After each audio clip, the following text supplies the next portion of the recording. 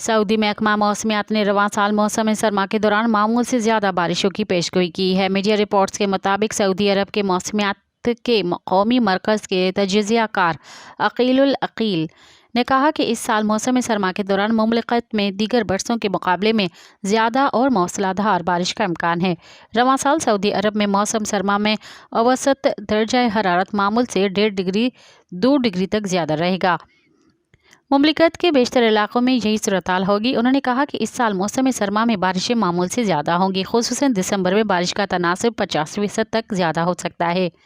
शिरकिया reason, कसीम, Medina और हाइल में ख़ास तौर पर ज़्यादा बारिशों का इम्कान है।